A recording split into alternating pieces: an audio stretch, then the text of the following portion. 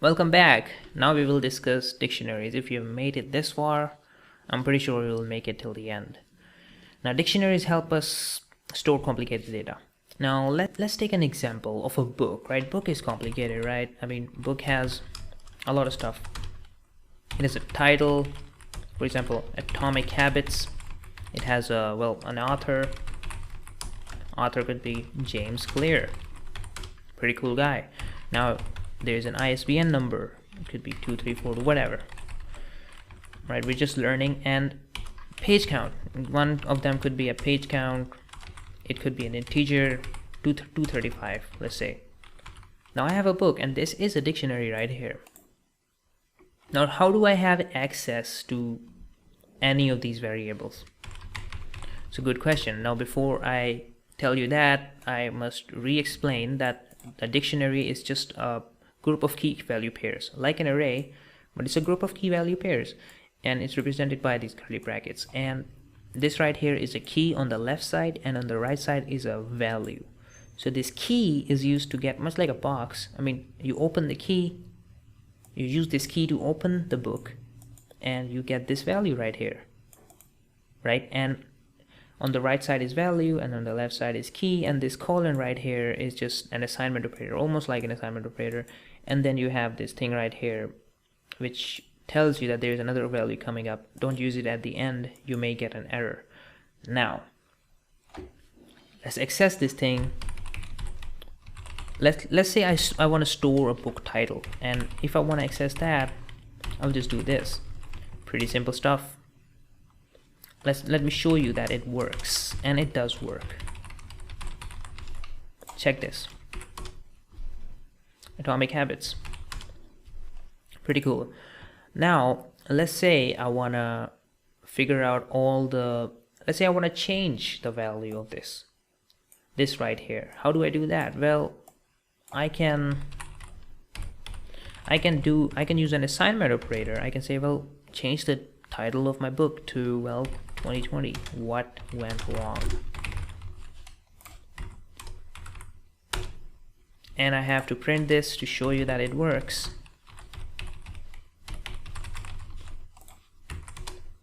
There you go, 2020, what went wrong? I changed the title.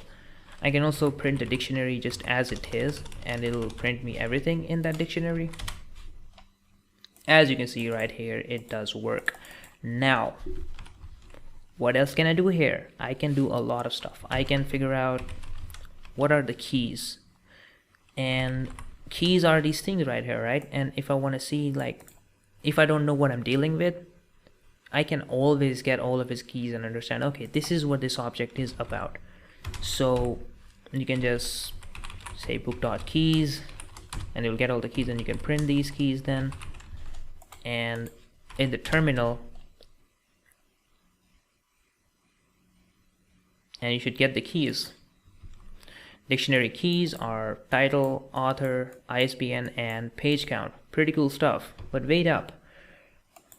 Where do we use this stuff? And again, we can use an array, a list of these dictionaries to store a lot of complicated data. For example, you can store personalities data. You're storing a lot of, let's say you're taking attendance or a population count, and you can just store that in a single array. I mean, we use databases for that, but you can think of it as a small program that store attendance of your class. You can use an array of dictionary, a list of dictionary, and that can do the job. Now let's show you an example. Let's say list of dictionaries. I have personalities, different personalities, and this is a list, but it's a list of dictionaries. Remember that. So I have a name in this dictionary. This is the dictionary right here, and this dictionary has a name. Let's say it's Chancellor, and its age is 17. Pretty cool stuff. Now I can do another thing. I can add I can add millions of dictionaries right here in this array. Let's do that. Let's add 2 of them just for the sake of learning. Ronald, and age 22. Just adding random data here. Pretty cool. Now personalities is a list of people, of personnels. Now I can access this by using the print method.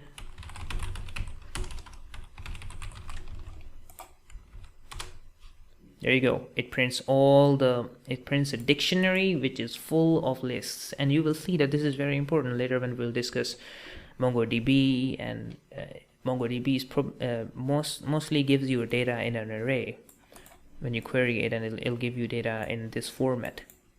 So it's very important that you understand this. Now let's build something complex, and I'm going to give you an exercise, and I'll give you the solution later in the next. Well, just pause the video and I'll give you the solution after that. Now I want you to make a bag dictionary, and a bag dictionary, for example, any bag, a bag that you carry, and how much stuff can you add in that bag. Now remember, this bag is a dictionary. It can have a book, much like this book. Make sure you add a dictionary in that dictionary, in bag dictionary, which is a book. You can add stationery. You can add size, the color of the bag, a lot of that stuff. Now go ahead and do that. I'm going to explain this in next 5 seconds, so please pause the video and go write this function, this dictionary, and how you can store data like that. Go ahead and do it. Now I'm sure that you have done it by now. Now I'm going to explain it to you how we actually are going to do this. I'm sure that you've done it. For those of you who had a trouble doing it, I take a bag variable. Again, it's a dictionary. Alright, now I have a lot of books in this. I can store one book, which if you did, it's not a big deal. I can store a lot of books, and I can have an array of dictionaries there, and I can say, well, one book is, well, I can just copy and paste this because I want to save your time and mine.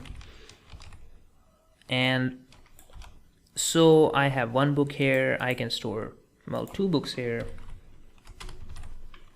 Title could be anything. You only live once. Nobody. 1000, 2000 pages. Cool. Again, this is another dictionary. Let's not forget that. And now you can see that now I have a bag full of books. Cool. Not cool, because I want to add more stuff. And this again is in strings. Keys are always in strings, just remember that. I can add other stuff. I can add stationaries, you know, and in those stationaries I can have an array. I can say, okay, well, I can store a string, or I can store anything. I can store, well, I can store an object that says, oh, well, name of the stationery is pencil. Quantity is, well, I have 10 pencils in my stationery. Cool. I can do another thing here. I can add, well, ball pen. I have, well, quantity. I can have 2 ball pens. I have 2 ball pens in my bag, in my stationery. Well, so far so good. Let's move on. I can add, well, size of my bag. Well, what is my size? Well, it could be, well, 15. Cool.